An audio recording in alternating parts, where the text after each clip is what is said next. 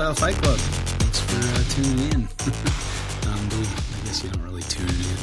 Thanks for hitting play on your podcast app. I'm Justin Julander, if you've forgotten me, since we haven't been recording too frequently lately. And with me, as always, is Rob Stone. How you doing? I'm great. Excited to be here. Hopefully the audio, how is it? Yeah, no delay. Hey. No delay. Yeah, we've been plagued with our last couple podcasts that we recorded. Rob was delayed, and I guess maybe you've heard those shows, so you know the pain and the struggle of not being able to hear Rob's wonderful comments. So I'm glad that there's no delay. So let's hope that continues and that we have a nice, smooth show today. We've both been kind of busy with different trips, and I don't know that that's going to slow down much. I think we've got a pretty packed summer of herping and travel and such. So we'll talk a little bit about that today. So I guess that's kind of the main thing we're going to chat about is planning trips and how, things have gone on some of the previous trips that we've had, and maybe some ideas for our future trips and kind of how we're going to improve some of the things that went wrong, I guess. But so that's today's show. But I don't know how the reptiles doing. Your new setup's working out with your rhinos. Yeah, so they are. They look really good. The plant has been a learning experience, and to some extent, I just knew that it would happen because when I put them, got them set up, that aligned with the time period where I wanted to then pair up a handful of females, and so I just set up the terrariums and had put in these beautiful Vietnamese violets, and I guess the first learning experience is saying I hadn't kept those plants before in any other context, so it's kind of learning what they're, and you can read online, but it's like, okay, in my setup, what does that look like in terms of the light that they need? Where should they be situated? How much water? I have a drainage layer set up in there, but is that the appropriate level of moisture? This plant evidently doesn't like getting wet directly, so it's kind of, okay, this percolation method should be ideal, but then a day later I'm sitting there going, well, I'm about to toss in males with half of these new enclosures, and that went about as well as I thought it would. It was a very painful initial 24 hours of just watching them absolutely go ham on the enclosures, up to and including just totally obliterating the plants that were in there. Is that just like in pursuit of the females, or like? Just checking out the yeah, exactly. Just sort of saying, "Whoa, what is going on?" And in that species, the males are larger, especially like the largest male that I have, who is probably 11 or 12 years old at this point. Had come in as a little kept. An uncolored, a half color changed wild one back in 2013 or 14, something like that. So he's a decent sized animal. And, his body weight, he's just totally snapping off little flowers at all this stuff in his pursuit of, where's that female at? All this stuff. So it was, I knew it would happen when I set him in there, and it indeed did. So that was sort of a bummer.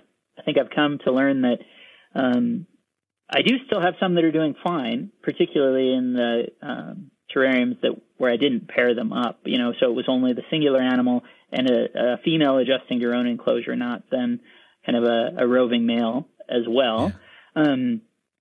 But I think they're going to be more sort of decorative pieces. It seems like the luminized bulbs is probably the ones where they're getting greater exposure to that light. That's probably too intense for that species of plant.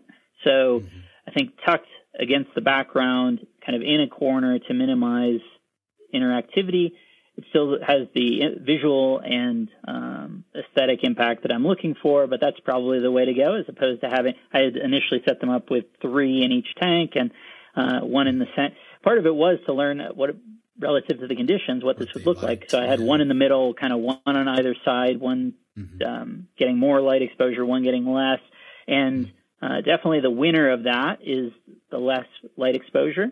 And any of those that weren't protected in some way, either by sort of a vertical structure or being tucked in a corner where they weren't inherently going, definitely look worse for wear. I would say 18 across the 6 tanks, I'm probably at like 4 or 5 that are still doing okay. What is this? 6 week? Well, probably 2 months in. So, about a quarter to a third survival rate. And they all show some wear. Fortunately, they're not expensive plants, and it definitely has been a learning experience. I can replace them easily enough. And I think I've figured out, those are just natural learning curve things, not a big deal. And then in terms of having them paired up, that's probably just, might as well take them out. But in the long run, I'll just take those out before I'm going to do that. So yeah, no, it's been super enjoyable. They're doing great.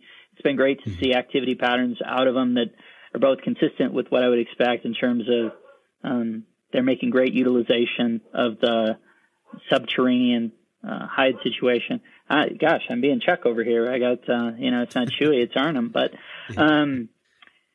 they have vertical features that they're using to bask during the day. At night, they're hiding in the cork that's hidden underneath the dirt layer there. They poke their heads out and watch me when I come in the room. All sorts of great interactive behavior that, has been super, super enjoyable. So it's been a learning process, but I'm still as excited about, probably even more excited than I was, because it, particularly in terms of the animals themselves, it couldn't have gone better to this point. It's doing all the things that I want it to do and giving me the kind of ability to watch and interact and enjoy them. And all of them have transitioned to being in a glass box from being in tubs and stuff, so that I'm not seeing any problematic face rubbing or negative behavior on that. So yeah, it's been great. Very cool. Yeah. Well, I had a similar thing. Well, I mean, just one large enclosure. I had bought it a while ago, and it was just taking up space in my house, over by the dog run or whatever. And so I finally got around to assembling the cage, taking it outside. It's one of those, Dubia.com cages. I don't know if you've seen those. They're pretty slick, but I mean, they have a screen top, so that's not my favorite. But, other than that, they're pretty lightweight, easy to assemble. They had sliding glass doors, which was nice. I had bought a bunch for the blue tongue skinks, and they were not very tall, so kind of more of a skinky cage, and they've worked really well for those. So I thought, I'll try one of these larger ones. So I bought a 4 foot by 2 foot by 2 foot or 3 foot or something. It's a good size cage. And I put in some fake rock on the background wall. And Robert over in the Poconos, he gave me the idea to use the type of cement, the hydraulic cement. And so I got some of the rigid, foam, the green stuff, and then made my fake rocks and coated it with the hydraulic cement, and then painted it, and it worked like a charm. I mean, that stuff sets quick. I kept adding more because I thought it was too sloshy or, too runny. And then all of a sudden it's like hardening up and thickening up and like really fast. So I'm having to work as fast. I had to, waste a bit of it because I didn't know what I was doing at first. It's like, I added the amount of water it said to add, and this is not great, but it was really, so a little bit of a learning curve, but the rocks turned out really nice and pretty, robust, even for a reasonably thin layer, of the cement on them. I think I did 2 layers before painting, and then, threw the snakes in there, and I built it for a pair of diamond pythons. So the diamonds have a lot of room to stretch out now, and they're in very nice large enclosure, and they're up on the rock walls basking in the morning and things like that. So I've got the basking light coming on kind of biphasic, right? First thing in the morning, and then before the lights turn off in the night, it comes on for maybe an hour or so. So and they're still young, so it's a large space for them. But I'm kind of at the same point, like, do I want to add some plants and, different features like that? I've got some branches and stuff in there, and they kept knocking them over. So I had to, screw them together and get a little more rigid to hold up to their activity. But yeah, they're very active and moving around. So it's a lot of fun to see them in that environment. So. And then that's fantastic. Eventually I'll probably vacate for just one of them, for probably the female or the male, depending on what other cage I get for them. And then have, similar or larger size for when they're adults. But yeah, it's kind of nice moving more towards this idea of fewer animals, larger caging, that kind of thing. I'm really excited about that. And then I went to order more cages, but of course none of those are available now, and so they're all like on. Oh, are they? Is that how that works? Okay. I don't know. I don't know how long that's been, because like I said, this has been sitting around the house for a long time before I actually got around to using it. But so yeah, we'll see how it works. I probably should seal it, run a bead of silicone or something in the corners, but I really haven't done that. I'm not expecting it to be too wet, or anything like that. But I'll spray them down every once in a while, just kind of give them a little rain shower or something. The diamonds tend to come from a place that gets some rain and is fairly humid. So got a nice size water bowl and things like that. But yeah, it's pretty cool to see them in that larger cage now, instead of having them in a drawer, a tub. Right. So, yeah, that's the fun of this whole thing, I guess, is being able to see them and watch them, doing their thing. So been a good time. And the fun of keeping stuff that doesn't just hide away all the time, right? Exactly. I don't know how fun a naturalistic cage is for a Arabian sand boa. Yeah, exactly. Yeah, if they're doing what they're supposed to do in nature, you're never going to see them. Right. But I guess, the times that you do see them are maybe more exciting. Yeah, Dune, or whatever. Yeah. Uh-huh. Oh, that's true. Yeah, the sand boas. Yeah. Did you see the second one? The second Dune? I did not. No. It's pretty enjoyable. Is it? Okay. Heidi missed it too, so we were going to watch it last night, but my daughter had her friends over, so they occupied the TV room, and we wanted to watch it on the big TV, so we'll have to wait. Well, fair enough. For another day. Yeah. I have had some issues with some of the egg clutches. So all of the Aspidite's eggs have gone bad. I got a clutch right before I left from the blackhead, and I basically collected the eggs as soon as she laid them, because I was hoping she would lay before I lefted, but they didn't seem quite right coming out. They were a little soft, and so I'm wondering if I didn't get her hot enough before it was time to lay, because I had her light come on in the morning and off in the evening, and I set that up during the summer last year, but I don't think I had that in the spring. I think I gave her full, day of basking, light, heat in the cage. So that might have been the difference between last year and this year. So I'll probably go back to, turning the lights on for longer. And it was a kind of a mild spring, so it hasn't been too hot out there. So that might be the other, it was just a little cooler. Right. And she laid a lot later than she usually does. So, but yeah, I came home and the eggs are all bad. All the Woma eggs that I got earlier, one clutch went bad pretty quick, but the second one looked okay. But they just kind of kicked off one after another. And I'm thinking maybe the same thing. They just didn't get warm enough before they were laid. And they kind of came pretty early. So I got to fix that for next year too. I think the thing is getting them into larger enclosures with better thermal regulation opportunities. That's the key, I think, for those guys. So that's in the plans. The Antaresia eggs are doing well. I've got, clutches from all but my children's python clutch. I came home to a female who had laid and just scattered her eggs, and they didn't look like they were great eggs to begin with. So I've got the other three species, the two Stimsons. Well, I guess I do have children because they're children.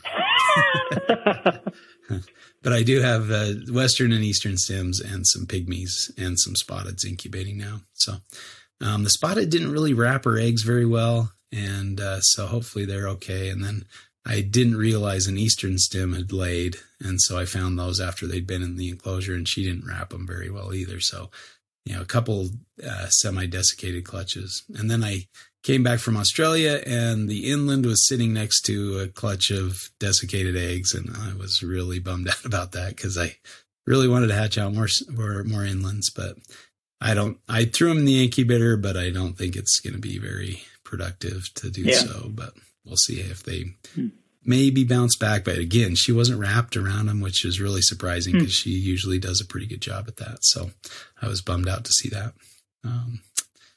So it might just be an Antares year. Right? Has it been a couple of years since you got some of the spotteds, or did you get some last year? And has it been a gap before that? No, last year was a gap, and then I had some the year before and the year before that. So I got them 2 years in a row, and then they took the year off last year, or I missed the eggs or something. But yeah. And so hopefully these ones, since they were desiccated for a bit, and desiccation is kind of the killer in eggs in general, at least for the pythons. But so hopefully I won't have a bunch of late stage dead eggs. So we'll see. I guess that's the downside of Utah going out and Colorado. Of town. Exactly. Well, going out of town, or the living where the ambient humidity is so much lower, right? And I didn't in Florida, think the inland probably. Yeah. I didn't think the inland was going to lay quite so early. I thought I had more time. Like she would lay after I got back, and I didn't even think to tell Heidi to check for eggs. And so I should have just said, hey, keep an eye on this girl. She could lay. And I think I have another pygmy python clutch coming, but that's about it for this year. Maybe some of the spiny-tailed skinks and the western blue tongues might have some offspring. I really hope the westerns. You still got some, some promising some really cool things. Yeah, which would be fantastic if I could get some more westerns. That male, he had a rough first year when I had him. For some reason there was a malfunction with the timer, and the lights were staying on in his enclosure all 24 hours, and I didn't realize it for a couple weeks, and so it messed him up a little bit that way. He got some gout or something as a result of that. I'm not sure how that happened, but so he was kind of a little. He hasn't been as aggressive in pursuing the females since that time. So I don't know, but he did produce the first year I had him. So hopefully we can get him to go again. That would be fantastic. But so you can't keep them like Varanus, like Frank kept Varanus, huh? Apparently, what have we learned? Yeah, I mean, I guess that's a possibility. Although, I was in their habitat in South Australia, and it was pretty dang cold, and we found, we found a carcass of one in one of the tin sites we hit, and that's about all I've seen over there, dead western blue tongues. So I haven't seen a live one yet. I'm kind of disappointed about that, but hopefully I can turn the tide with the Centralian blue tongues later this year. We'll see if we can get lucky and see one up north, but they're a little less frequently observed up there, but maybe we'll get lucky. It'd be cool. Yeah.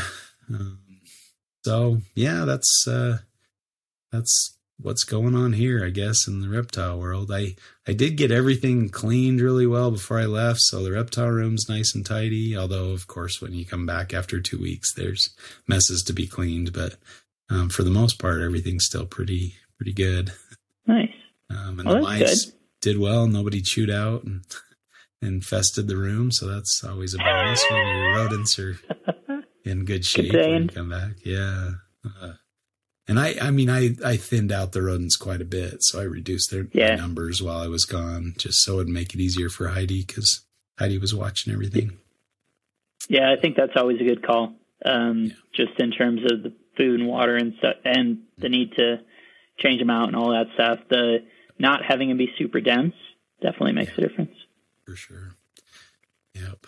So it was, all in all, it was wasn't the worst I've come back to, for sure. So no animals died. Although at work, I had 4 animals die in my office, even though I had a reptile guy keeping an eye on them while I was gone. And it included 2 breeder crested geckos that I just have as office pets. Yeah. I'm like, they've been alive for, 8-10 years now, and all of a sudden they die. So I'm not quite sure what happened there. I'm like, and then I lost a baby mourning gecko and a baby binos gecko. So the binos was kind of not. Was that the one that was a little? Well anyway, yeah, it lost its tail. It had duck shed, early on, so it was kind of stunted anyway. Yeah, but that was kind of a bummer to come back. I'm like, Heidi, I'm going to just have you watch him in my office next time I'm out. Leave my key with Heidi, and she can swing by my office on her way home from work and check on him. Yeah. It'd be easy. The crested geckos, I think you could have probably just left them alone and they would have been more likely to be like, that's super strange. Retrospect, I should have done that. Just had Heidi check on their water or something. Yeah. So what do you do? I guess I paid Heidi a lot better than I just asked my coworker to do as a favor, but but yeah, it's nice to get out of town and go see the world, and especially Australia. That's where this last trip took me. I want to hear all about it. Yeah. Well, should we get into that? I guess we could flip a coin to see who goes first. Keep with the coin toss going, but yeah. Sure. Okay, go ahead and call it. Heads. It is tails. So yeah, I will choose to go first. Excellent. All right. I'm curious to hear it. So that sounds great. Yeah. Now, okay. So this, Australia in May, which is coming into their winter. So and we were in, I had a conference for work, and usually the conference is in March or April. So I was really disappointed that they didn't keep that time frame this year, but they had it in May, and it was a trip to Australia that was paid for by work. So I can't complain too much. So I figured, and my daughters, so I'd taken my 3 oldest kids to Australia in 2016. So this was the 2 youngest, their turn to go. And so I figured what better time to take them than the last 2 weeks of school. So I pulled them out of school, and I'm a terrible dad, and we went to Australia, and they had a blast. They got to see a lot of fun stuff. So, but my daughter, she actually graduated today, which is Thursday the 30th, which is also my oldest daughter's birthday. So happy birthday, Kate. So she missed basically the last 2 weeks of school, and she was kind of conflated whether or not she wanted to miss out on the last couple weeks of school and all the activities that occurred during that time. But so she made the right choice and chose Australia. And so I thought, well, let's go somewhere tropical for the front end. So we went for 2 weeks, and we did a week up in Cairns before the week of the conference. So this was just the vacation to Cairns. So we actually flew into Brisbane and then caught a flight up to Cairns with Virgin Airlines. Now I learned 2 important lessons with international travel is check the baggage limits, because a cheap airline ticket, I got the tickets for us to go over for around $880, right, per ticket. That's not bad. Which is not bad at all, right? But we all thought, okay, let's just bring carry-ons. We'll kind of pack light, and we'll wash clothes while we're over there, whatever. And, I had to take a few more clothes because I've got to look presentable for my conference and things like that. And I can't run around in shorts and a t-shirt for the week of the conference. And so I had to pack a little more. So we get to we're flying on Fiji Air, and then within Australia on Virgin Airlines. And we get there, and, the ticket, to Australia is $880, and the ticket up to Cairns was $150 round trip, or $160. So not bad. Yeah. We get to the counter to check in for our flight, with, Fiji, and they said, we're going to have to weigh your bags. And so okay. And we put them up, and their carry-on allowance is 15 pounds, which is nothing. Delta's carry-on was double that, right? You can pack a normal carry-on size bag pretty full, and Delta's not going to bat an eye. But Fiji Airlines had us weigh everything, and then they said, you're going to have to check a bag. I'm like, okay, I guess we'll check a bag. And so we packed, one bag full of as much heavy stuff as we could. Mm-hmm. And I said, okay, we'll check this one. She's like, okay, that will be $287. No, sorry, $187. So $187 to check it one way. I'm like, awesome. Okay. So then, coming back, I had to check. So that's almost $400 for one checked bag to and from Australia. So our cheap $880 tickets turned out to be not so slightly going down. Yeah. The exactly. Value is slightly going down. Okay. Yeah. And I mean, if you've got a heavy camera or a heavy, guidebook or things like that, keep that in mind.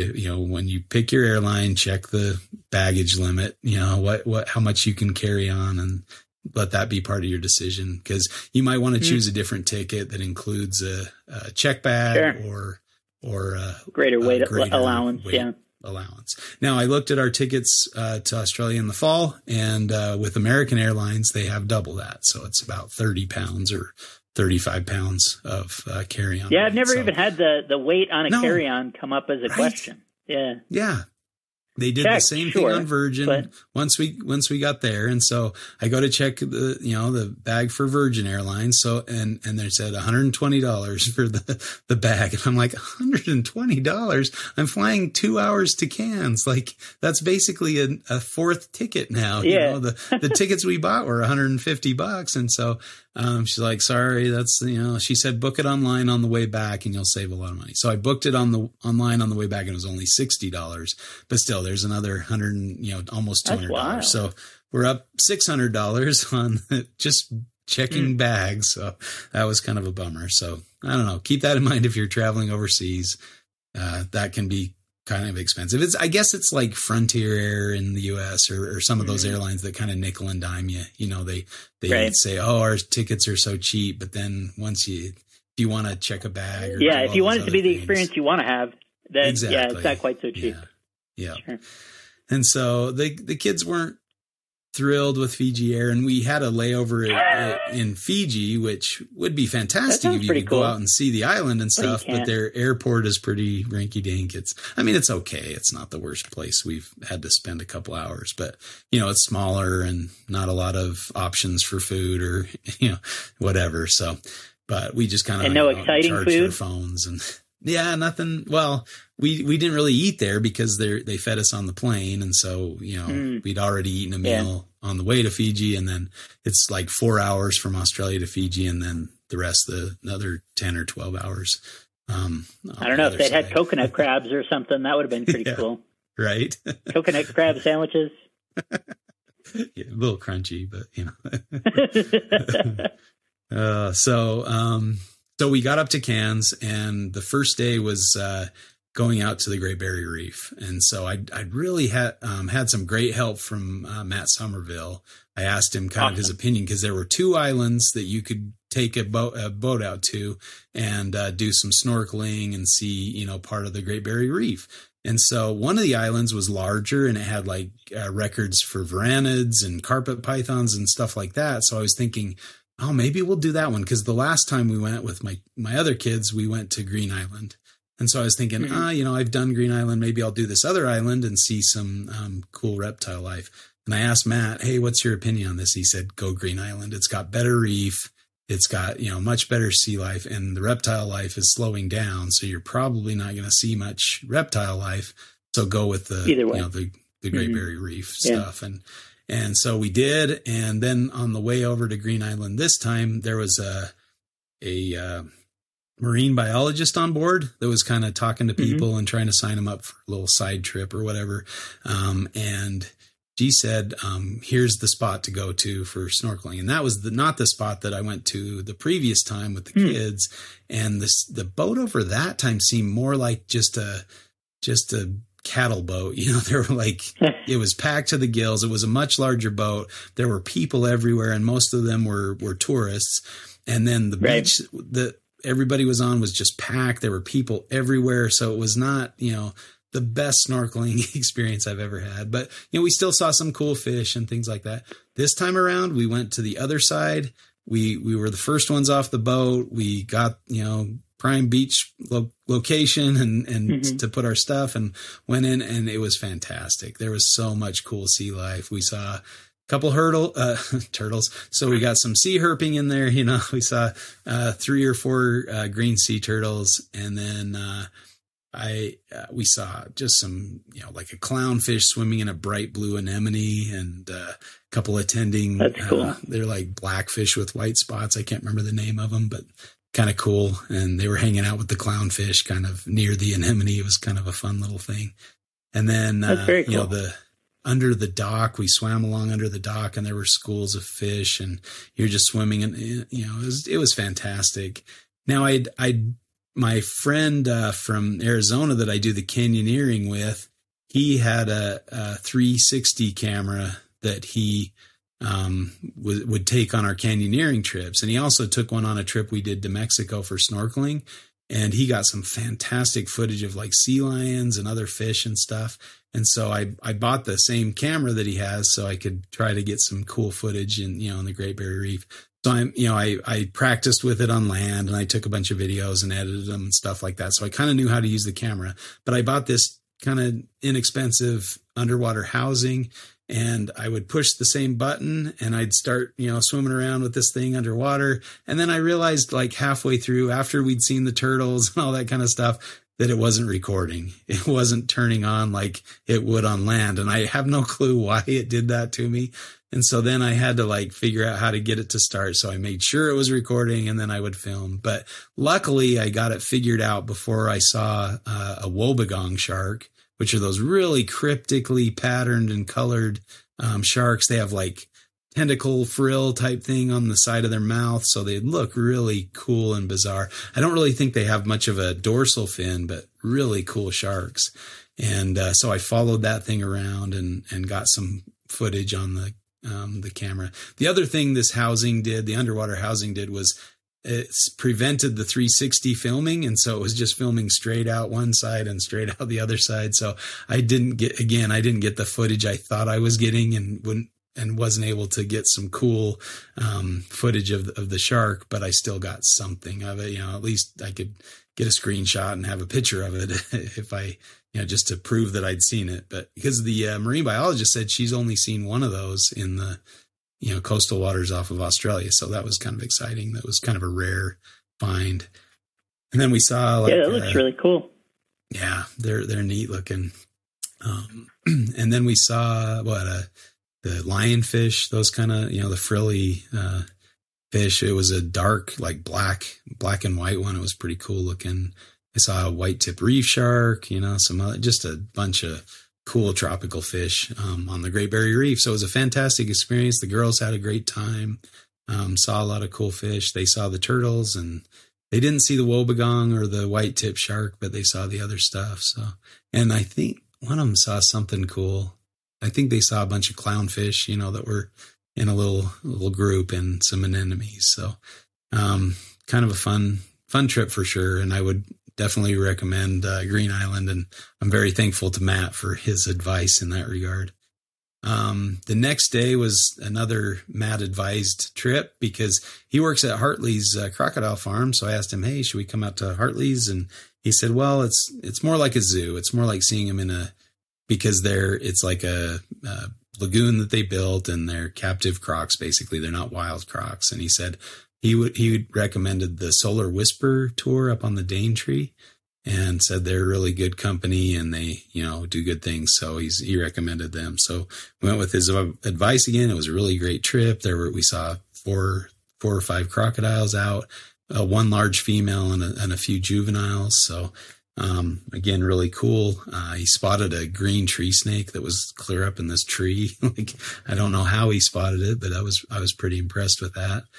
And saw a few cool birds and other things around there. And then there were some white-lipped tree frogs that were on the boat. Let's go.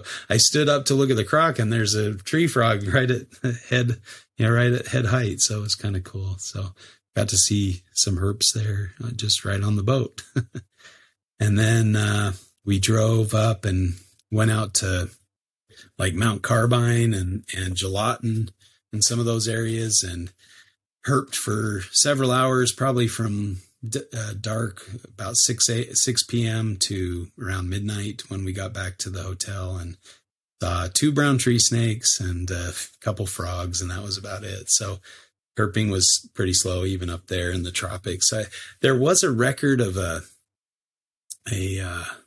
pygmy banded python up in that area from like a few nights before we got there. So I was thinking there's a good chance that we could see him, but didn't get lucky. So no pythons on this trip, unfortunately. But so the next day we went and did like some hikes. We went to Mossman Gorge, and then we headed down to after the crocodile tour, we did Mossman Gorge, and we went down to the Tablelands and did a little bit more herping, but it was raining really hard. But we stayed at this cool eco lodge, and, it was a fun little spot, and the girls had a good time. And then we, the next day we went out to the waterfalls like Milla Milla and that kind of thing, more of a touristy type stuff. And there was a turtle, I think it was a saw-shelled turtle, by Milla Milla Falls. There were like 3 basking on a branch, and unfortunately two bailed before I could get my camera out, so I only got pictures of the smaller one. And then we drove out to Eddy Bay and checked out the cassowaries and played on the beach and stuff. So we saw 3 cassowaries, one which was in somebody's backyard, and this guy and his grandkid were in the backyard just hanging out with the cassowary, and it was there for quite a while. I mean, we drove, I drove past there, we saw him, hanging out with the cassowary, and then we drove down to the beach and then back again. And on our way out, it was still out there hanging out with the family. It was kind of crazy. So this wild cassowary just hanging out in somebody's yard with them. So they're not the fearsome, dangerous beasts they're made out to be. And then we went back to Cairns. The next day, we just kind of, what did we do? I think we did some shopping in town.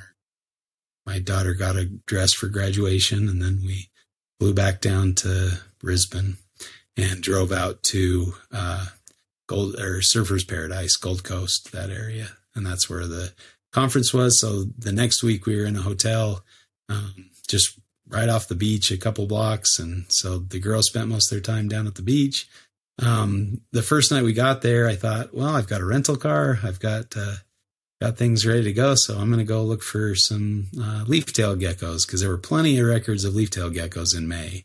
Like, they're not shy of the cold weather, I guess. So I got in the car and I headed out. And as I was leaving, my coworkers were coming back from dinner.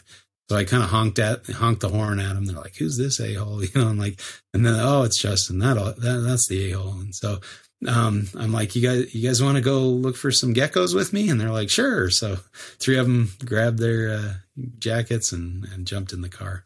Now I was in shorts and a t-shirt and feeling, pretty confident that would be enough. And I get out of the car up on Mount Tambourine, and it is like 50 degrees Fahrenheit, very cold. And I could see my breath, and like I immediately start shivering and chattering my teeth and stuff. So I'm like, this is not what I was expecting. And I'm like hoping they're going to be out. Sure enough, the first large tree we looked at, there was a pair of them hanging out on the tree. So very easy, quick find, and took some photos. And I had a good flashlight. So now here's where things kind of went funny. I had packed all my headlamps and charging cables for the headlamps in this little mesh bag type thing that's what I keep my headlamps in. And it was a little heavier, and I knew my backpack was a little heavy, so I gave them to my daughter because her bag was lighter. So I said, "Here, put these in your bag." And then we get to Australia, and I'm like, "Okay, let's get ready to go out and look for stuff. Where's the headlamps?" I'm like, "I gave it to one of you guys." I couldn't remember which daughter I gave it to. I'm like, "Who has the headlamps?" And they're like, "Oh, they're not in my bag." And I checked my bags back and forth. I'm like, "I'm pretty sure I gave it to you guys." And they're like, "Well, we probably put it back in your bag to check it, because they were heavy."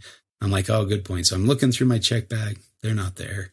They're not in any of them. So I checked my youngest daughter's bag. They're not in her bag. And my other daughter's like, "Dad, I checked my bags thoroughly. They are not there. Don't worry about it. Like you lost them somewhere." And so I'm like, great. There's a $300-400 worth of, lights, gone somewhere along the way, probably when we were reshuffling stuff. And so I was kind of bugged about that the whole trip. I'm like, if only I had my headlamps. And then we get home and we're unpacking, and all of a sudden there's the headlamps on my bed in the little bag. And I'm like, where did these come from? And Grace is like, oh, yeah, I put them on. I put your chargers on the bed. I'm like, this is the headlamps. And she's like, oh, I thought it was a bag of chargers. I'm like, why would I have a whole bag full of chargers that weighed that much? Like, did you not think to look in there? I was like, why didn't you ask me about them while we were in Australia? Didn't you? Well, I just figured you didn't need them. I'm like, so that was quite humorous, quite hilarious. But what do you do? Better than being gone, for sure. Of the alternatives. Exactly, because I definitely need them this week. So that's another thing, is remember who you give your equipment to and who's muling your equipment. A similar thing happened on our trip to Arizona one year. I had packed a sleeping bag and a tent and a pad, and I was going to sleep, in the tent on the side of the road. And I get ready to go to bed, and I can't find my tent or my sleeping bag. I can only find the pad. And I'm like, what the heck? I swear this was here, And so I spent a cold night in the car with like my jacket on and laying on the pad in the back seat of the car. And then I get home and I'm cleaning out the car. I fold up the seat. Everything was under where I'd folded the seat down. I'm like, oh, I'm such an idiot. I just thought I was going crazy, So yeah, those kind of things can plague a trip if you forget where you put something or give it to somebody who doesn't know what it is. Yeah, good times. So yeah, we went up to the mountain a couple times. I took some friends that were from the conference, a couple scientists one of them's into reptiles. He keeps like green tree pythons and some other cool stuff. He's from Czech Republic, so he lives in Prague area. And incidentally, I found out the conference is in Prague in 2 years. So in 2026, we'll be going back to Prague. So last time I was there was 2002. So that'll be pretty fun to go back there. And then the other guy is a macro photographer. So he's taken all these cool pictures of bugs and spiders and stuff like that. So I said, hey, you want to go along? I'm sure we'll see some, spiders and things like that out there. And he's like, definitely, I'm there. So the three of us went up, and I was a little better prepared in terms of clothing, and had a hoodie and long pants this time. But I forgot my big flashlight. So this time we're walking around with our cell phone lights through the jungle, and we still managed to find 6 leaf tails, 2 each. That was kind of cool. And man, my buddy got some really crazy cool macro shots. One, he was taking a picture of a huntsman and didn't realize that it was eating a smaller spider until he, looked at the photos and was editing them. So he's got this crazy close up, macro shot of a spider's face as it's holding onto this other spider chewing on it. It's pretty cool. And man, their eyes, like they've got those 8 eyes just right kind of on the front of their head, and pretty cool predators. Pretty neat to see them that close up. And I mean, it's got all the little hairs and spots on their pattern on their legs and stuff. It's pretty amazing. So I'm looking forward to seeing that. He got a really cool shot of a gecko eye as well. So I'm looking forward to seeing those. Because those swain eye, the southern leaf tails, are really cool looking lizards. Really beautiful. I think in total we saw the animals 12 times, but a couple were repeat. So I think we got 9 different individuals. So pretty common species. And one was at a different mountain range. So we saw one further south, and it was really beautiful. It was on this green rock outcrop, and there was just a little crack, and it was just exiting the crack to start its evening or whatever. So it was cool just to see that in situ. I wish I would have got a video of it. I got a couple of photos of it at least, as found. And then I should have taken a quick video, but that was fun to see that. And I had my girls on that hike, so we got to see that together. But other than that, the reptile life was very slow, especially down south. I didn't even really bother going out road cruising much, but we did do a couple trips. I went and visited Troy Kulagowski and his mom Joy, and Deb and Wayne Larks, and Chris Smith came out to dinner. So it was really cool to see my Queensland friends and catch up with them, and see Troy's kids. Man, they've grown up a ton, and Deb and Deb's daughter Tay. So it was really fun to see all the kids that last we saw, 8 years ago. So they'd grown up quite a bit. Yeah, it's pretty neat. And to catch up with Troy. So we drove out there a couple times. So we were driving, I was hoping to see maybe a coastal bearded dragon, or, some cold tolerant carpet python making his way out or something, but it's not nothing. But again, the benefit of being a birder and a herper, I got 60 species of bird. So, wow. When the reptiles are not abundant, then you can go looking for birds. It's hard to beat a cassowary. That was probably my favorite bird that we found. But I failed to mention too, in Mossman Gorge we did see a Boyd's forest dragon, which around the same spot that I'd seen him the 2 previous times I'd made that hike. So it's a great spot. And I love those lizards. They're one of my favorites. Yeah. And this one was just right on the side of the trail. Like, several people walked past us, didn't notice it at all, even though that I'm kind of standing there looking at it, and yeah, I did put down the camera just to make sure I wasn't, inhibiting, or I don't know, but you'd think they'd see this lizard sticking out of the side of a tree right next to the trail, but I guess not. It stood way out to me. I was like, whoa, there's one right there. Nice, and just like you picture it. It's always fun to finally see one, Yeah. Very cool. And then we did do a little herping at night around the curtain fig, and there was like a small skink that was sleeping on a leaf, that was just on the side of the road. So I got no chameleon geckos? No chameleon geckos. And the spot that I had found on iNat to look for chameleon geckos, it said like some state forest. And so I thought, this is a hiking trail through the state forest. There was no entrance to get into the state forest. So I'm like, how do you get to this spot? Yeah. So I guess that's another aspect of doing your research, is like, making sure that it is an accessible place, because it was all like private land there. All the things were marked, no trespassing and things like that. So we did go see platypus. So that was my first time seeing a wild platypus. We saw 3 or 4 of those swimming around, and there were 2 that were interacting with each other, like swimming around, like doing little battles or mating or something going on. Interacting, at least. Yeah, exactly. Yeah, maybe courtship, but they were collecting like grass and weeds from the side and then taking it up into a burrow and stuff. It was really cool to sit and watch them. And this was like first thing in the morning as the sun was rising. We had the whole place to ourselves. The evening before, just as it was getting dark, there were like 10 people there, kind of making a crowd. So we're like, and it was getting too dark to photograph them. So like, let's just come back in the morning, because they're active, kind of nocturnally, and got some really great views of them, and sat and watched them for a while. So that was cool. But that's really cool. All in all, a really nice trip. It was nice to get back up into Cairns area and see some of the old sites, and especially to get the girls to some of the same places that their siblings went, and to meet some of the same friends over in Australia. And it was just a fantastic trip all around.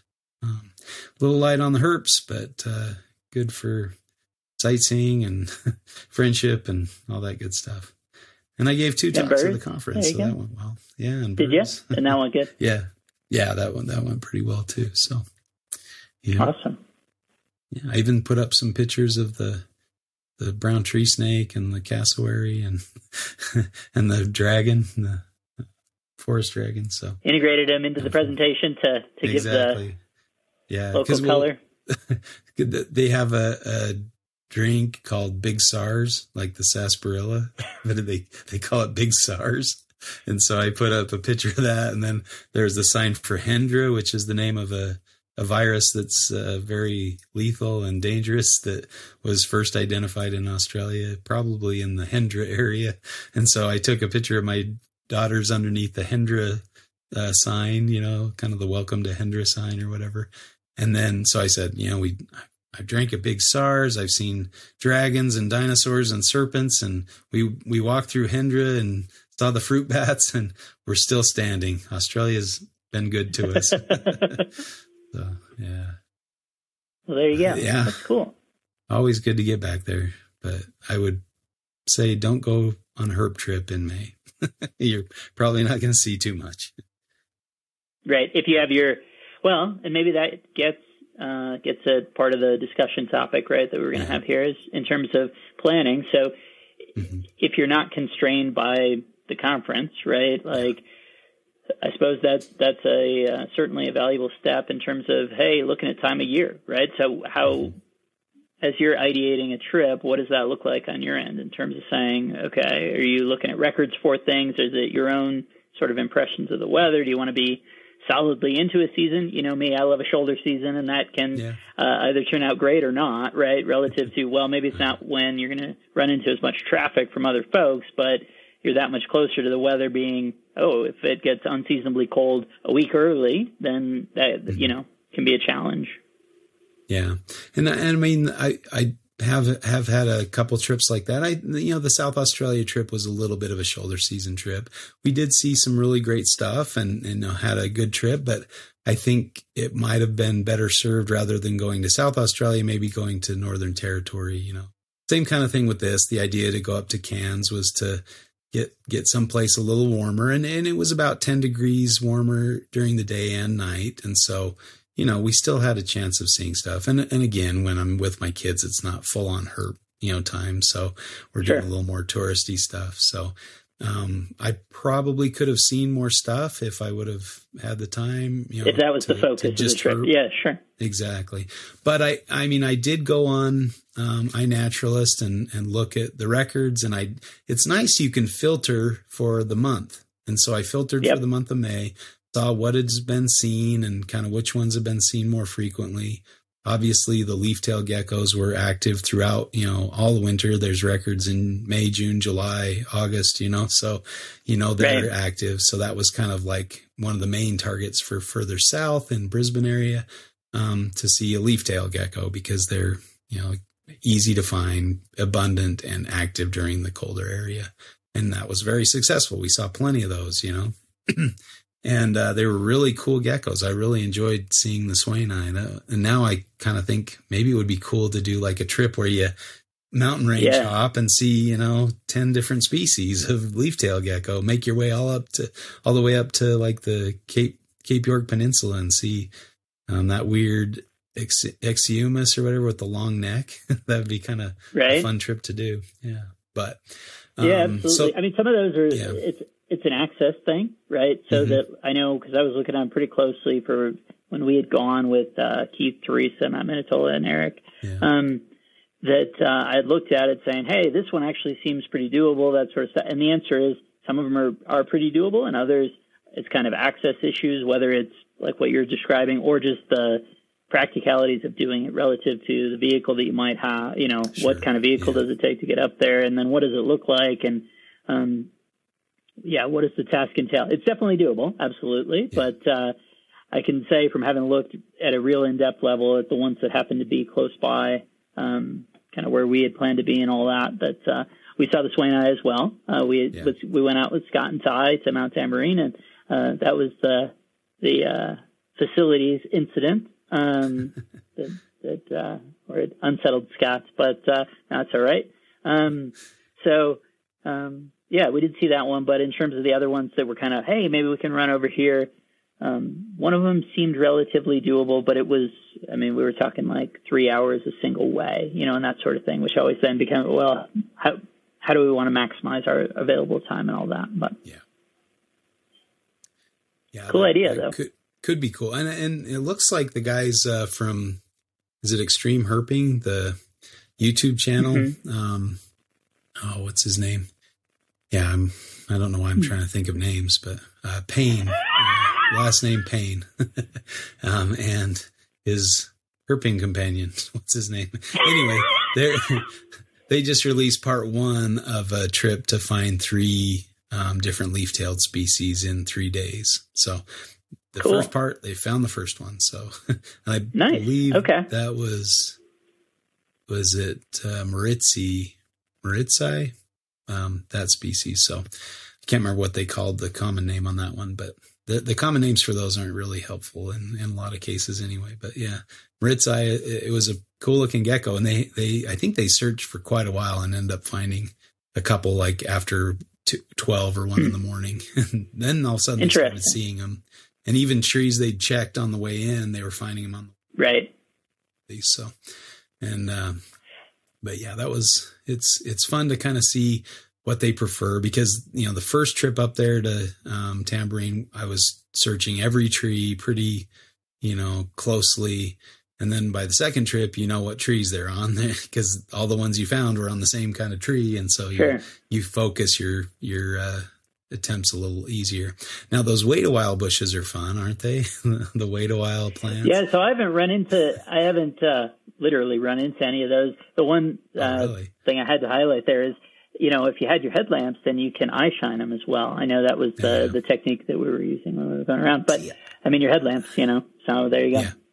Yeah, exactly. I don't have much luck getting an eye shine off them. After we found a couple, I was trying to practice you know where to look. Yeah, exactly. I know where it is, and I'm trying to like see it. And I think it's my bad eyes. I just have my distance vision is getting poor. So maybe if I had glasses on, maybe I'm seeing eye shines. But right now, if I get a little like discombobulated when I wear my glasses on a hike. My depth perception is off, and so I tend to not wear them on the hike. And usually I can see stuff within the beam of the light, you know, so, but except for eye shines, I guess, at a distance, but maybe I can learn to do that. I don't know. Everybody's like, oh yeah, they stand out like a sore thumb with their eye shines. I'm like, I can't see that. But yeah, I think in planning, you know, I'll pick a few targets and then look at when they're most active, you know, when the most records are occurring. Now, that could also be when people are looking, swayed. Right? Exactly. Yeah.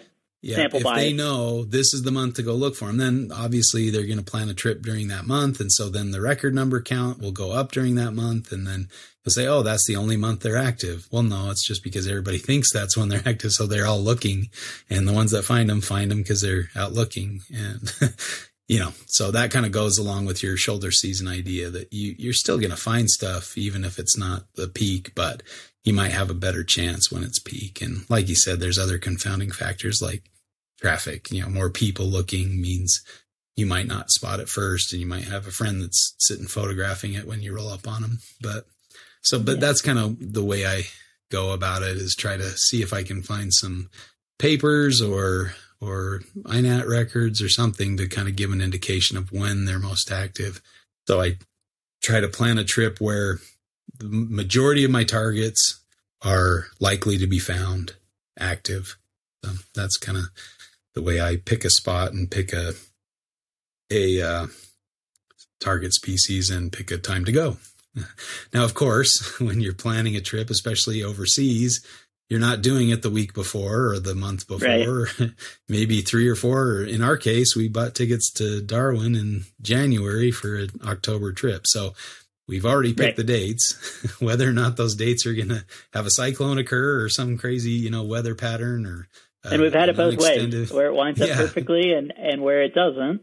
For sure. And even when it doesn't line up perfectly, we still seem to find stuff and have a good trip. In this last trip to Australia was no exception. You know, I saw some really cool animals. The Swain eye were lifers, and I think that little skink was a lifer. So, you know, you see stuff and you're going to have a good time regardless of whether or not you see all your targets. And sometimes it's nice to still have a target to go find, which Absolutely. Is pretty easy to do in Australia because there's so many cool species, and some are fairly difficult to find. Unless you're you guys and you just go out and find an Owen Pelly, no problem. For some people, that takes multiple, you know, trips and planning and things like that. Now we just need to find another one to get a better picture. That's all right. Exactly. Is that asking so much? So, yeah, what I would say too, in terms of the seasonality. Yeah, no, well, I was just going to say in terms of on INAT, I think people, as you implied there, people can get led astray by being too reliant upon, I'm going in May, so I'll filter it down to only be May. My perspective is to say, I'll if it's something where there are a lot of records and I want to get really fine detailed with it, because I do find that if it's something where there aren't a ton of records, then I'll just take them all in, right, and try and make an evaluation. If it's something where there's a ton, or I'm really trying to be hyper-specific to a particular place or type of habitat, then I would probably do May and July, right, because and obviously it depends what the seasonal weather factor is, right? If it's rain, then maybe it won't be just sort of the binary within the calendar month within the year. If it's a rain season, then maybe it's going to be these 3 months that are heading into the wet, or heading into coming out of, or however that would situate. But in general, right, I wouldn't want to be so specific as to say just May. I would say, it's May and July, or depending on what the conditions are, like if it's North America, right, if we're looking for something here, then I might look at it and say, okay, spring and fall are maybe the equivalents. Or I would limit it and say, well, if I'm going in April, then I'll say everything between, say, September and April I'll include, because all of that theoretically is then within the same or worse theoretical conditions, right? That in terms of something in January, that's unlikely, those conditions are probably worse, but I'm willing to include that in my sort of search area. It's June, July, and August that are probably not the conditions that I would see, whereas everything else is inclusive. It might be worse, but it's inclusive. So just some little thoughts and tips on that. Sure. Yeah. And there's the other aspect of INAT that it does show kind of that graph of the records for this. Absolutely. By species, right? Yep. Yeah. You can see kind of when that can definitely give you an idea. Yeah, it can help guide you in the right direction. So, and I would suggest too, if I appreciate like the shoulder concept and, going kind of in shoulder season, but if you're planning a trip to like Australia or Southeast Asia or something, try to hit the peak, even if there's other people out there looking, but try to hit the kind of the peak activity time when you're more likely to see them and that kind of thing. And I think that'll differ for different species. Some species Absolutely. love the heat of the summer and they're found more active, and others like the spring, and others like Swain I don't really care. Might be easier to find in the winter because they're slower and they less foliage and exactly. So there's a lot of different considerations to take in, but that's the fun of planning, right? That makes it exciting. And I mean, you can even just kind of say, I'm just going to go over there and see what I find and not really plan much, but that can maybe that can backfire for sure. Yeah, that can. Yeah. Or and being too reliant upon, when we had it with, our first Australia trip, and it sort of changed my mindset around the whole thing of saying, we had at that point had 7 years of NPR shows with people saying, oh, when you come here, we'll take you to play. We'll tell you, we'll give you all the info, give you all the spots and whatever. And then the rubber met the road, and we're here. Where do we go? Yeah. Where do we go? And that was the fundamental thing that I was like, never again, was being in a spot of saying, it's one thing to say, hey, do we want to do A, B, or C? We're having conversations about that right now, for this coming week. What do we want to do? That's totally fine. But sitting there going, I don't know what to do, or I don't feel prepped to make a choice, or, in our own conversation, we're saying, hey, we should ask the guys. And it's like, I don't even want to put them in that spot because there's no way that they're prepped to answer that question with give an educated, responses they'll feel confident in. The answer will be, am I going to be Team Justin or Team Rob on this one? And it's like, well, yeah, we won't even ask. We got to work it out between the two of us, Yeah. I think there's definitely, the person, Rob and I are both kind of heavy planners, like to have a good solid plan A, B, and C, to rely on. So we don't find ourselves, because I think both of us have been in that situation where we're kind of like going, oh, we're we're way too reliant on something else or bad intel or just like online stuff that doesn't show you that there's a fence that says no trespassing. So you definitely need a B plan and a C plan. So when you get to the plan A and it's like no trespassing, you can go, oh, that's okay. I've got a plan B, or I'll head over here. I'll have this direction because it looks similar. So. Or the weather, especially, if it's something where there is a big difference in the local conditions between a place, an hour this way and an hour that way or whatever, then, having the flexibility to say, hey, I've investigated all these different options, and it might not be the same species, but, hey, I know that there's something we can do over here. That flexibility is super important, While I'm the person who loves the comfort of a bathroom and a bed and a shower, more so than other people do.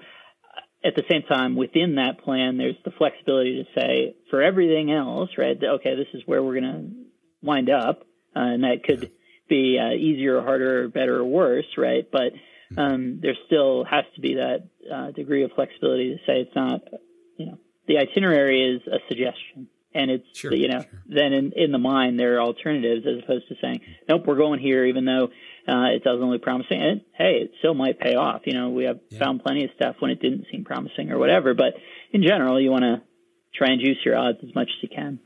Yeah. And I guess, too, I mean, even if you don't spend the night at the Airbnb and you say instead, hey, the weather's great here, let's drive 4 hours and we're going to sleep in the car or sleep on the side of the road or something. And then we did that in Darwin back in 2011. We spent a night sleeping on the top of the car and on the Doe Rat Road, and other guys are sleeping in the car. It wasn't the best sleep, but it got us through the night. That's all right. Yeah, I think we having the ability to choose that is always easier. Exactly. In terms of saying we could, we can go back or we can stay here, but at least we have the choice. And having that set up so that then that's the we'll run into this, on our upcoming trip. We'll see where we'll put this to the test because we won't have that contingency for one evening, and we'll see how it goes. Yeah, it'll be interesting. And I guess worst case, we could pull out of there and find a cheap hotel somewhere, on the way. I think we're gonna have to pull out quickly and go a fair way, but that's true. but it is possible that it could work out that way, or we could be walking around in the dark all night and pull out in the morning, which sounds pretty great either way. Yeah. And I kind of wouldn't mind if we were there in the daylight to see the surrounding area, because that's a pretty fantastic place to to just see in the dark is not that exciting, I guess is what I'm saying.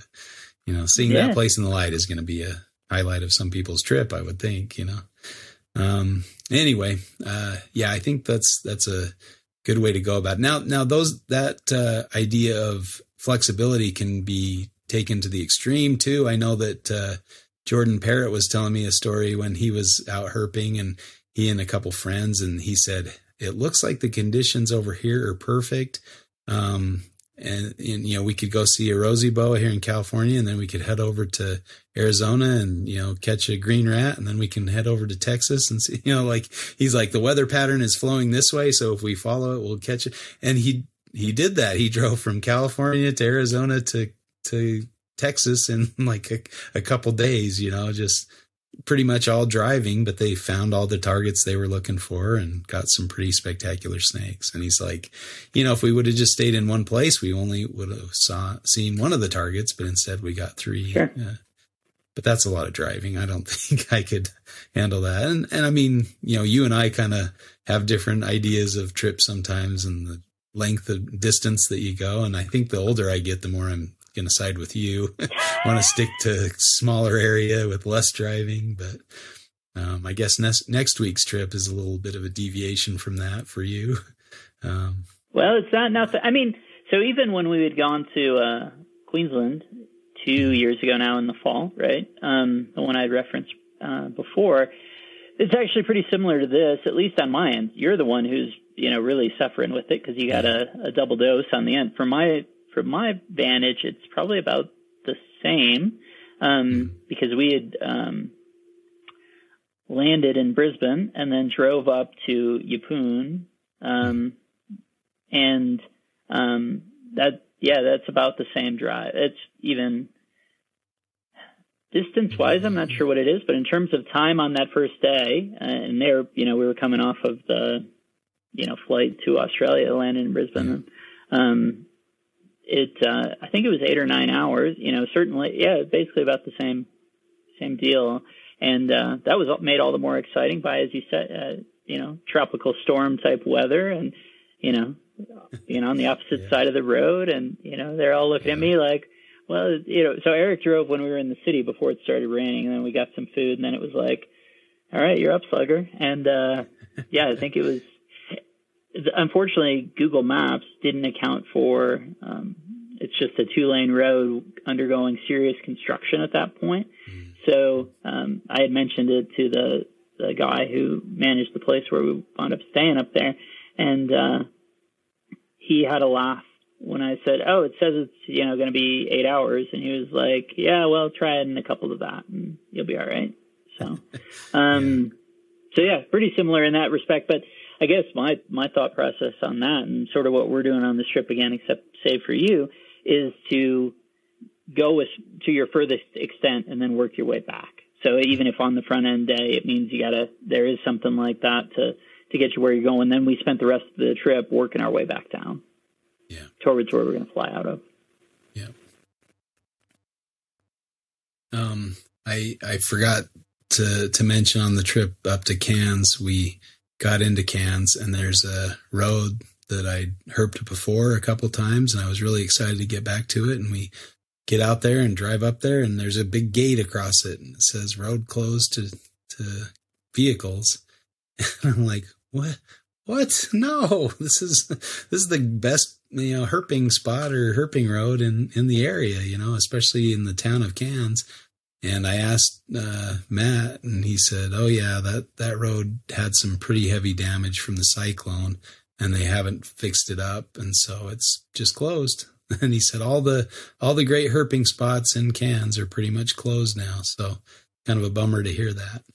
Guess next time I go up there, I'll get one of those Lime scooters with a light on the front and just scoot up there. I think there was you could go through like on a pedal bike or something and go cruise that road on a scooter or a Lime bike or something. That'd be. Yeah, when we had gone on the first trip, the first snake I saw in Australia was a small-eyed snake on that road. And I was by myself because Chris and Eric's flight, there was some sort of issue on the front end, so I knew that they were going to have to take a later connection. And there was an NPR Brettles roundtable that featured Eric talking to Qantas or whomever it was about amidst the whole thing. He was pretty absent. It was one of the first times in a while, at least, that he'd been absent or mostly absent. The train Nick, what do you think about this?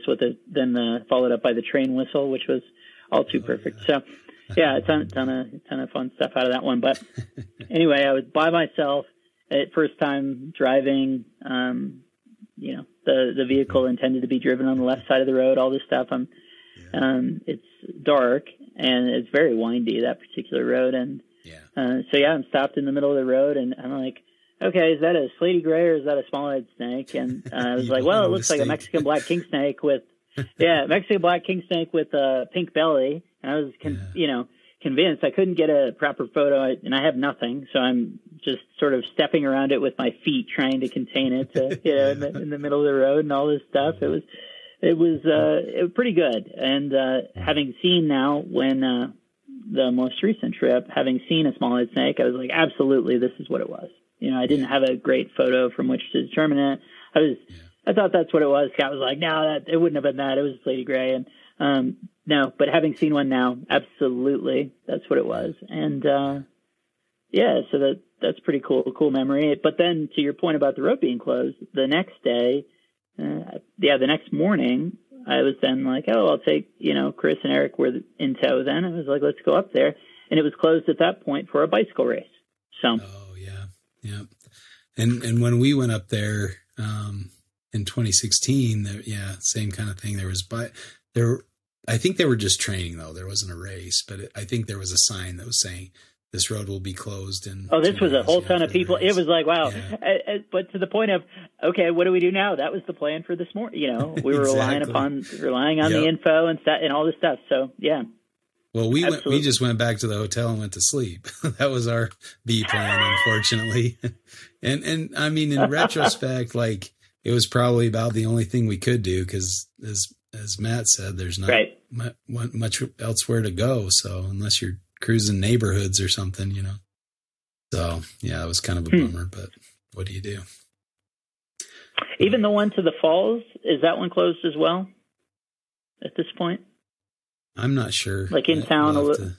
Okay. Yeah, we didn't go anywhere else or didn't look at, I mean, that was kind of I didn't have a B plan or C plan, because we basically chose the place we were staying because of the proximity to that spot. So, you know, to go up that road. And then with the kids and stuff. Yeah, sure. Yeah. And we were kind of tired anyway, you know, after we spent a day in Brisbane, we walked around the whole day, and then it got kind of a late or early start the next day. And so by the time our flight came around, we were already kind of tired and worn out a little bit. So we're like, oh, well, I guess we'll go back. And then we didn't have the headlamps. So it's like, I was just had one flashlight, and the girls wouldn't be able to have a, you know, headlamp or whatever. So like, I guess we're going to bed. Yeah. But I you know, that goes to the whole thing of, you know, if you've got something, maybe have a good plan B or C or all the above. But yeah, a couple lessons in that regard, where both this, you know, road closure as well as the private land, you know, issue. I mean, I think there are tools, and I thought I looked on, you know, like Google Earth or Google Maps and could get the street view and see like where I could go into the place, but I got there and it was just a driveway. And so I thought the driveway was the entrance to the state park, but I got there and it was like the Jones residence, you know, no trespassing. Like, I didn't see that on Google Maps, you know, so those kind of things are kind of a pain. So instead I went and cruised around Lake Tinaroo, you know, and but it was raining heavily and nothing on the road. So yeah, I gave it a shot and went back to the place, but what do you do in regards to, I mean, I bet you have a pretty set like packing list. Does that vary much? Do you ever, obviously when you're flying somewhere, you're not going to be taking a snake hook in your carry-on or anything like that, but what do you, that's kind of a big one. Yeah. I mean, in general, you know, it's mostly the, camera stuff, the flashlights, the headlamps. And then, wait, you go on a trip? I tend to. I follow the Big Mountain method. That's always, I know, right? That's exactly right. I was going to say that earlier, but yeah, no, it's for the most part, you know, it's pretty consistent on that stuff and aligns with essentially all those things. Doesn't change too much, and then. Clothes, I tend to do carry-on only, have particularly where you can have carry-on plus personal item, and the personal item is the camera bag, and otherwise it's basically just clothes stuff. I guess the feature, I guess we'll call it, that I've adapted for now that'll be new to you on one of our trips is Southern California, really brutal for plants that love to stick you. So bearing that in mind, out of the lesson of last time, where I had a 1/2-inch spine get sucked up into my calf for 2 weeks. I bought pants and wore pants. What? So yeah, I was just going to ask you. I said this is one area, or I was thinking this is one area where we really differ in our philosophies. I usually like to wear pants, like lightweight pants in the desert, but you always wear shorts. And so, man, you're starting to see the light, huh?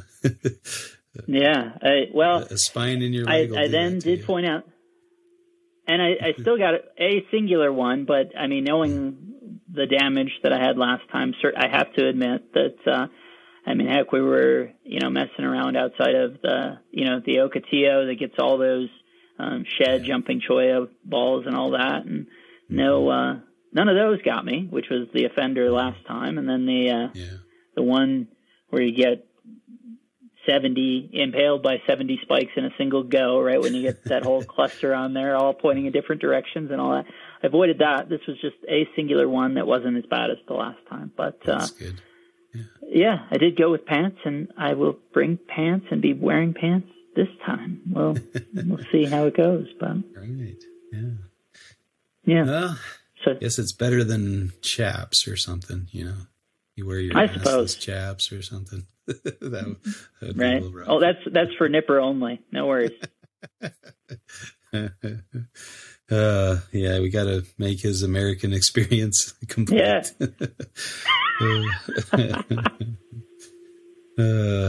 Yeah. I tend to, you know, of course, if you have your headlamp, your hook, if you can bring it, your, or if it's legal, I mean, obviously don't be carrying around a hook where you're not allowed to have a hook, and or else you're looking at a fine or a ticket, you know. And if you can do a check bag, then the hook can be more possible. As I said, I tend not to do that, and it can be a disadvantage. But yeah, I mean, going to Australia, right? You're not going to be bringing a hook even in your check bag. So yeah, most likely. The other thing, I found kind of a little bit of a workaround is bringing a walking stick, one of those collapsible walking sticks that has kind of like a larger shoe or foot on the end of it that can kind of be used as a hook, or at least a way to slow down a large venomous snake. Now, I didn't use it all that often, but I mean, if we're going on a lot of hikes and things like that, it's not a bad thing to have anyway, especially as I'm entering my 50th year here. Not a bad thing to have. Give this old guy a little bit of balance, but I didn't use it on the last trip as much as I thought I might, but it worked out okay and served its purpose, I guess. I think I lost one, so I'm not sure what happened, but I got a set of two, of course, because they always come in twos, and so I have one left that I could bring, and I have a makeshift hook that way, and that I can just say it's a walking stick. Leave me alone. The was it Aspen who had modded his out? Was he the one with the walking stick that he had modified out? Yeah. That's kind of, I think, might have what gave me the idea. But I think he had a hook at the end of it, didn't he? And he had. Yeah.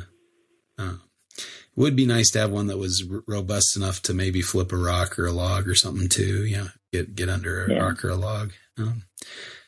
The other thing I really enjoy, especially on a trip with friends, is walkie-talkies. That's always helpful to kind of keep in contact, especially if you get separated and you find something, you want to alert the other guys. Now, keep in mind, like when you're in Arizona and you've got hills between you, you might not be able to receive the signal, and so it's, you know, if you can get one with greater range, strength and quality. Yeah. Yep. Exactly. Yeah. I think Dustin got some really high quality ones. So, I'm Brandon brought some like that to California, and cool. So we just were using only those, you know, at that point where it was like, okay.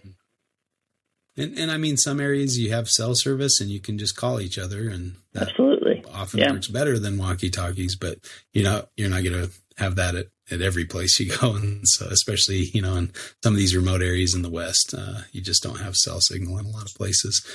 And, you know, it's kind of nice to not be on your cell phone and not have that distraction of a signal and having to worry about things back home, work emails or whatever. Although, walkie-talkies are nice. I will say, I think, so Eric covered the California trip pretty well. I'll mostly defer. This is mostly an opportunity to get to hear about the Australia stuff. But the one thing I will point out, because I think he was exhausted and certainly did not sufficiently highlight this, which was great on my end, it was my ability to be the Dustin of our Utah trip last year, where I had gone, kind of increased the pace, gone down, was further down, and then out on the trail, here's a mating pair of pyros. On the last trip with Brandon and Eric, we had gone to a spot in the Laguna Mountains to try and find a Zonata, and which is the most common range to find pulchra, at least, but probably any of them generally. I think it's where the historical association of how to find Zonata kind of came about. That's kind of the most common range, most common area to find them. it was pretty dry there, especially for the time of year, seemingly. Man, it is the YouTube herpers who talk about, rocks being flipped and not being put back appropriately.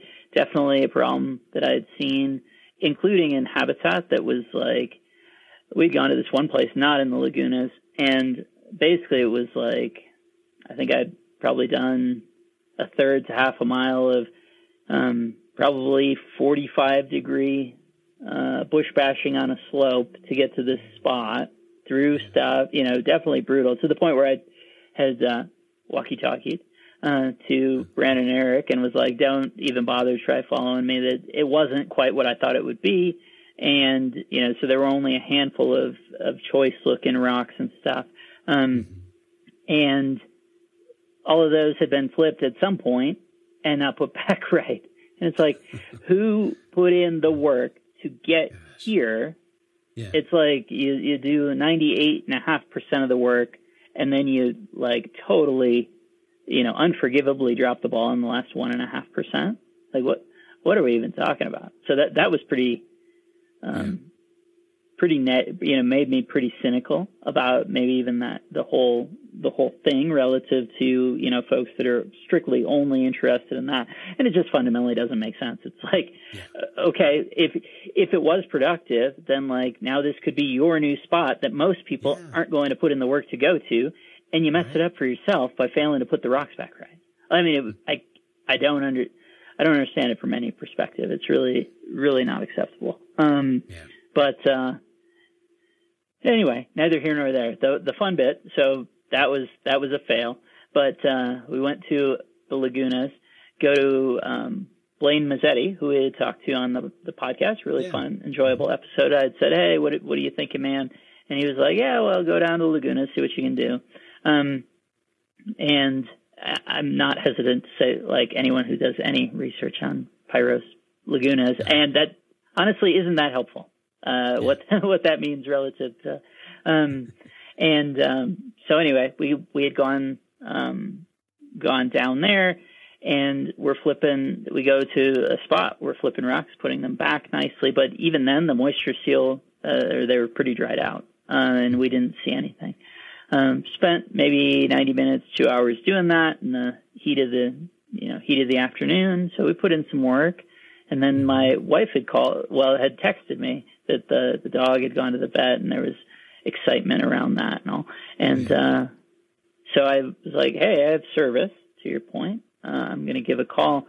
So Eric and Brandon start heading down the hill, and they're maybe 150 feet ahead of me, and just standing, more or less standing on the trail. And a young from last year, Zanata, crawls out 6 inches in front of my feet and stops and says, hey, what you doing, man? So I got to have that experience I didn't even have to grab it. It literally just stopped right in front of me and stayed stationary. And I called down to Eric and Brandon and said, you guys, you don't want to see a Zanata out in the crawl?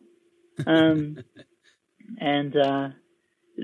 guess, Eric said that Brandon didn't believe me, same way that I didn't believe, believe Eric select Dustin when they had radioed me last year saying, oh, you don't want to see the mating pyros, or whatever.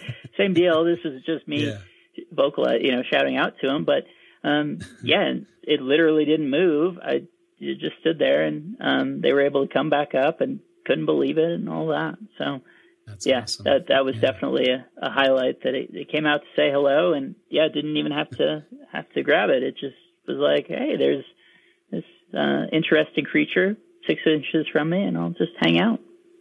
Oh, that's awesome. Yeah. I don't know. There's just seems like so incongruous to see a bright red, black and white snake just out on the crawl or on dirt, or under a rock or anywhere. Dirt, you're just like, whoa.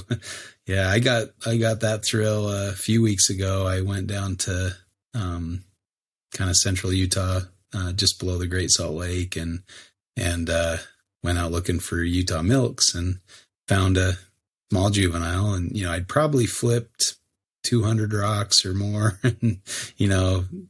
and a lot of times the work is putting it back right, so absolutely. It's a lot of effort to flip all those rocks and put them back. And so I was getting tired, and I flip a rock and there's that flash of red and white and black. I'm like, whoa, yes. So that was pretty awesome. It never gets old, I don't think, So, I don't think so. I haven't found all that many, but the ones I have found have been really a thrill. So hope to find more. That's kind of nice when you tick off a new species, and then you kind of figure out, this is how you find them, because I found one this way, and that's half the fun of this whole thing. Opens the road to potentially finding more, and informing your research going forward, right? Of saying, okay, I know what that looked like, and then you're on Google Earth trying to figure it out and saying, okay, absolutely. Mm-hmm. Other similar areas, and I mean, I saw a great post by Brian Eager on Facebook where he was talking about all the Utah milk snakes he's found. He's the herping master in Utah, man. That guy is next level. He's not just content to find one Utah milk snake. He's trying to record them in every county in Utah, and he's listing all the counties he's found them in, and how many counties that he thinks they should be in, but he hasn't found them there, and how many hours he's spent looking in those counties just to document them there. It's incredible. He is just a machine, man. That guy's the real deal as far as field herping. Awesome. Yeah. And I mean, he's going out with his son, so he's spending all this time with his son, and his son's probably flipped more tricolors than I have for sure. So it's pretty cool. That's awesome. But yeah, really, it's really kind of a motivation, to do more, to get out there more, get to know the local stuff. Because really, I mean, I spent more time looking for pythons than I had stuff in my own state, pretty much in a lot of ways, and so. Been nice to kind of reconnect, especially with the pandemic, to reconnect with the local stuff or Arizona, or I need to get over to Colorado for some milk snakes with you over there. But while I was looking for that and finding that one milk snake, my buddy Pat was heading east over through Colorado over to Kansas. And he said, as the further east they went, the more easy it was to find milk snakes. And I think that's true. They found like 15 of them or something, in Kansas, and 5 or 6 in Colorado, and 1 or 2 on the way out of Utah. So kind of cool. Yeah. But yeah, I think finding that first one and finding, the first couple is probably the key to giving you confidence. Okay, my efforts are paying off. This is how you do it. This is the work it takes. And, just going forward and trying again, even if you don't find anything. And so it's kind of a fun hobby for sure. Absolutely. Well, the only other note I wanted to bring up was we did talk to Ron St. Pierre, probably the best episode that you and I have done together. Unfortunately, there was some weirdness with the audio, so that Justin, who was the person debating Ron, that audio just wasn't saved. That track didn't come through. So we're going to redo that. Justin, he's spoken with Ron, and he's been super game to do that, debate other things, etc., which is really appreciated. But it's really unfortunate. We had a great conversation. We're trying to re-listen through the audio that we do have to make sure we hit on all the things that we hit on there and extra stuff. But kind of as extra episodes going forward, that's one to look forward to. We wish we would have released it 6 weeks ago or whatever, but such it is, I guess. But yeah, so that's one. We have other guests that we have in mind, different people in the pipeline. As ever, if folks have suggestions or want to come on and chat about different things, we're game for that. But yeah, this episode is not a fight, but rather we just wanted to proof of life or whatever, and proof of continued interest. And yeah, they're still excited to do it, and hopefully many more. Yeah, hopefully next week we can have one of our famous episodes from the field, because we'll be herping together. Yeah, that'd be fun. So that'd be fun to record with the guys and have hopefully a good fight next week. So thanks for listening, and hope you got something out of this and helps you plan for your own herp trip. And I mean, we always recommend getting out there, looking around, exploring your own area, and getting familiar with the herps, and getting that renewed vigor and interest in reptiles, especially the ones in your backyard or close by, and just have that thrill of herping. It's a lot of fun and a lot of good times, and especially if you're doing it with great people that you're friends with. And I'm really looking forward to next week. So yeah, absolutely we'll have a nice report for you in another week or two, and maybe one from the field. So, but we'll catch you next time for another episode of Reptile Fight Club. Catch you later. Fight Club.